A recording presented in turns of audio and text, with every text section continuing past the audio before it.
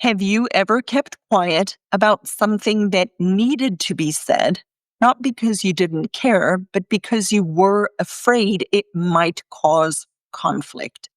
That's exactly where Anita finds herself. It's not the daily care tasks that are wearing her down. It's the fear of talking to her brother. He's the one managing most of their mom's care, and she can see his strain. The house is slipping, his health is changing, and the weight of caregiving is showing.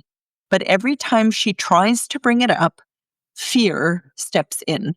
Fear of upsetting him, fear of conflict, fear of saying the wrong thing. Maybe you have been there too, when the hardest part of caregiving isn't what's actually happening with your loved one, but what's happening in your family. Hey, Christian Care Companion.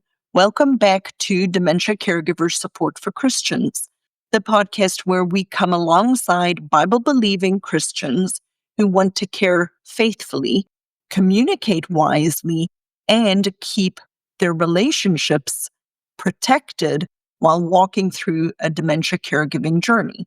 Today's conversation is about that quiet kind of courage, the courage to say what needs to be said, but to say it in a way that protects both truth and relationship. We'll talk about how to prepare for hard family conversations, how to bring concerns forward without igniting conflict, and how to anchor those moments in wisdom and grace instead of fear.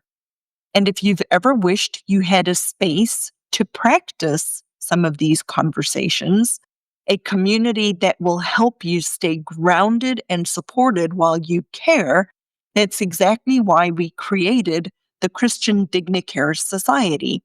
It is a one-time investment to join a faith-centered community for Christians who want to stop feeling alone, who want to find clarity in their decisions and experience the security that comes from walking with others who understand.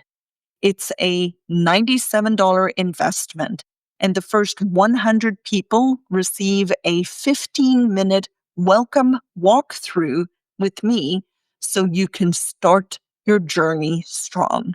Join Anita and I in this community and take your next faithful step towards confidence, security, and calm in your caregiving conversations. And if you're not quite ready for that, do not be concerned. The next free workshop is coming up on November the 8th, and I invite you to sign up for that at thinkdifferentdementia.com/WSL. Now let's hop right into one of the most common concerns caregivers have, and that is family conflict.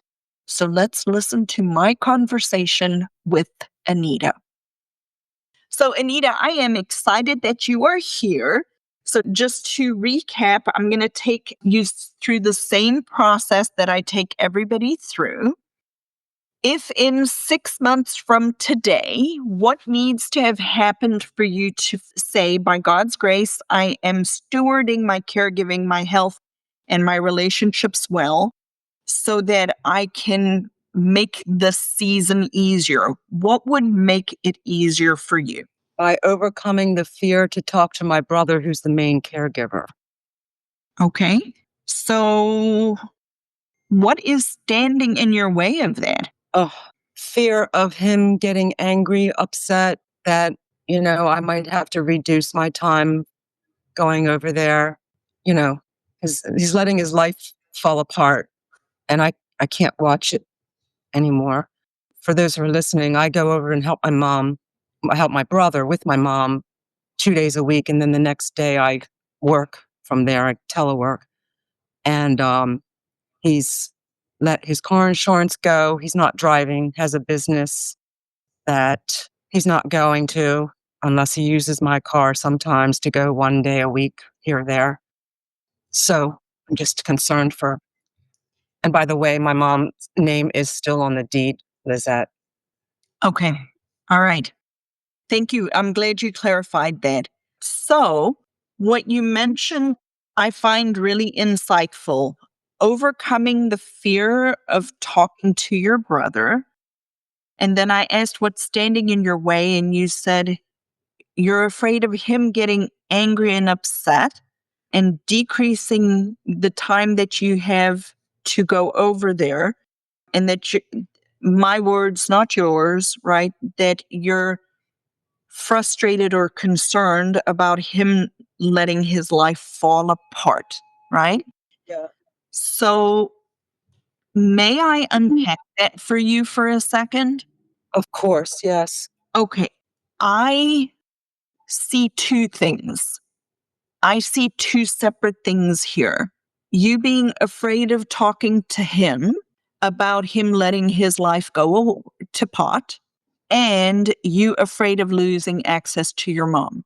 Which one of these two do you think it is? Uh, I don't understand the second option about losing access to my mom. It's not, I mean, I can just see he's changed so much over the last 6 months. He's depressed and he's tired, and the house is falling apart too. So you said two things, that you're afraid of talking to your brother, but you also said that you're afraid it's going to reduce the time to go over there and see your mom. So, what I'm asking is, are you afraid that if you talk to your brother, he's going to take your access away? Oh no. Or are you afraid that if you talk to your brother and he doesn't make changes, that you're going to pull back? Yes, that's it. Okay. Because I know he wouldn't want me to stop coming over. Okay. So, what I see and what I find very typical, this happens a lot, Anita. This really does happen a lot. And based on a previous conversation that you and I have had, I know that your brother has certain limitations, right? And so a question that I have for you is, are his limitations being made worse or exacerbated by this position that you guys are in with your mom? In other words, you mentioned the house is falling apart. Was she the one that was upkeeping the house, directing him to do the things, and she is no longer doing that? And because he doesn't have the direction, he doesn't know what to do? Oh, Is yeah, he's working on fixing it up. Um, okay. So it's not that he doesn't have the ability. no, no. Okay. So it's not an ability thing. So then it's one of the house falling apart is likely one of a few things. He's overwhelmed and he doesn't have time, right? Just like you're overwhelmed and don't have time, right? So I'm going to unpack your question in two different ways, right?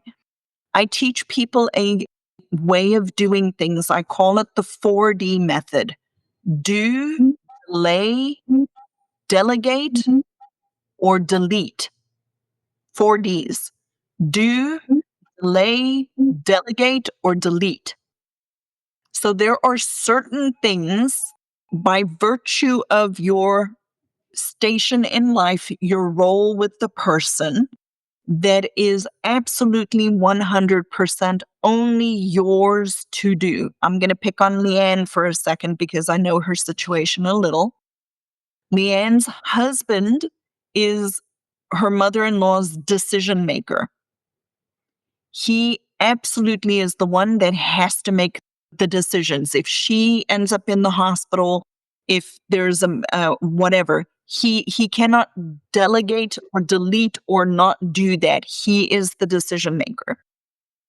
For Mary, who I know her story a little bit too, she is a spouse. She is the only one who can have an intimate relationship with her husband. That is her role and task to do.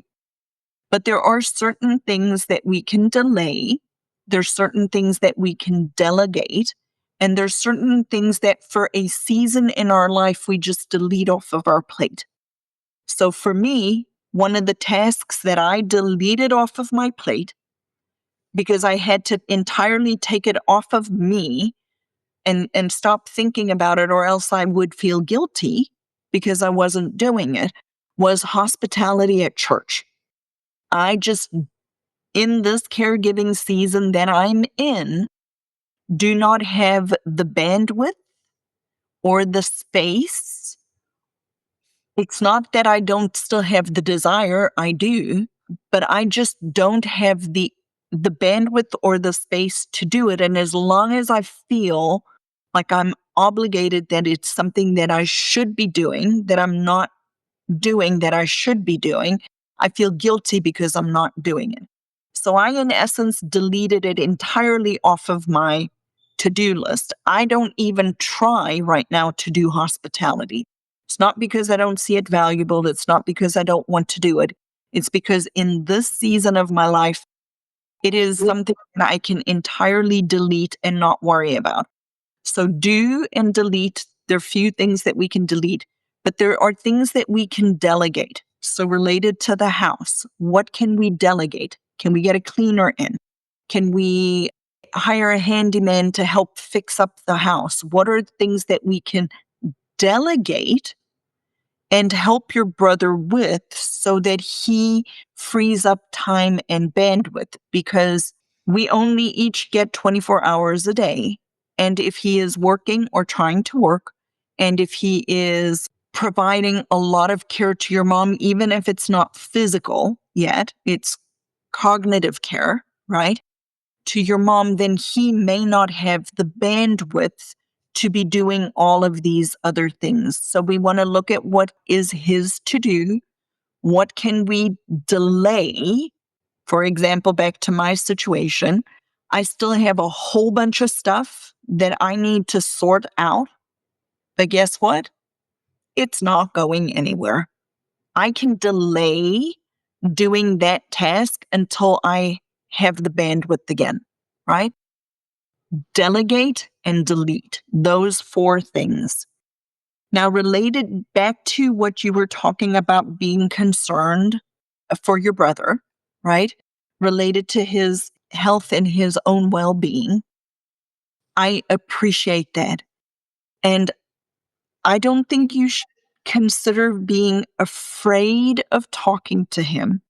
I think you should consider, when you talk to him, how maybe you're phrasing it or how you're bringing it to him. And if he is not ready or willing to accept help, there's not much that we can do other than continue to be there, right? A very difficult thing to know and recognize is, it's one thing to not have help available, because he does have help available. You are helping him. And it's another thing to not be willing to accept the help, right? And so all you can do is be willing to provide him the help. And if he is not willing to accept it, there's really not much that you can do. Okay? So I would encourage you to think about talking with him, but coming to him from a posture of, I'm worried about you. How can I make this easier for you? Okay? Okay. So, of all of the things that we've talked about now, what's one action step that you can take to help make your journey a little bit easier? Working on what I'm going to say and then follow through with it and do it. Okay. It's, I've been thinking about doing this for months, but I haven't. And our conversation that we had last week helped. So I'm taking, notes from that, and I'm working on getting up Okay. to talk to him. Okay. The other thing, I procrastinate a lot, so. Is that a normal pattern for you? Well, it used to be, and then I got better at it. But lately with this situation, it's like, you don't want to do anything. And I put things off. And yeah, it's just, Well, oftentimes in my personal experience, and this is just me, I procrastinate when I am unsure of what the outcome is going to be. Okay. I'm just speaking for myself. I procrastinate when I'm unsure of what the outcome is going to be. And so if you're unsure, if you're worried that the outcome is going to be a negative outcome, then you're going to put it off as long as possible. Right. And so sometimes for me, what helps for me is if I do the what's the worst thing that can happen scenario. So in this particular situation with your brother, what is the worst thing that can happen? He can tell you to go rocks. He's not going to do anything to take care of himself right now. right. And what he has said to me in the past, when I've said stuff, he says, well, you don't have to come over anymore. But I know, you know, I don't think he means it. I don't think he means it either, but what that tells me, possibly, and what I want you to consider is, are you framing it from a perspective of you're worried about him or you're worried about mom? Him. Okay. So you're worried about him. And so he says, well, then don't come over here anymore because then you don't have to see what I'm going through. Well, I think it was based on back then, this happened maybe 6 months or a year ago. I was just burned out, very upset. He could see it. I was in tears constantly all the time. I was down. And he brought that up about, not wanting to see me like that. It made him angry, basically. And Okay. I think he knew that. So that's why Okay. he was frustrated with me and said, you don't have to come over anymore. Okay. But that's not him being angry and upset at you for pointing out that you're concerned about his health. He was pointing out that he was concerned about your health, Hmm. right? I didn't think of that, but yeah. Yeah.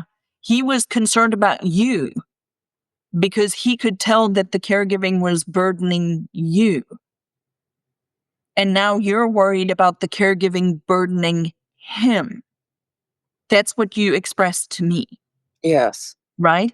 Yeah. So, what we need to do is if you are still burdened and stressed and overwhelmed, and he's picking up on it, and he's burdened and stressed and overwhelmed, and you're picking up on it, that means you need more people in the house to help you. And so, the way I would come at this, Anita, in your specific situation, is I would I would say to him, we both need a little bit more respite. How can we build in more help? Because I'm worried about mom. If you and I can't do this for the long haul, then her ability to stay at home is going to be impacted. And so come from the perspective of I want to keep mom at home. You want to keep mom at home, and we're both tired. We need a little more help. How do we solve that problem? Okay. Okay. All right, sweet Anita. So you have some homework to do. Thank you. You are welcome. Very, very welcome. People who are really benefiting from the community are the people who joined earlier on before they need it Yeah. and that have been active and are participating in the community because then they already know what questions to ask and they have a place to come and they're not constantly wondering, what do I need to do? How do I need to do it? So people listening are interested in tapping into or learning about the community. I'd invite you to just go to the website, thinkdifferentdementia.com.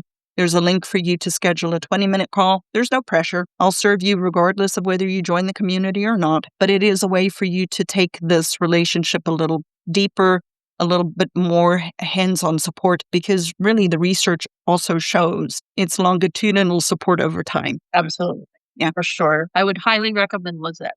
She's awesome. I see. I appreciate that endorsement.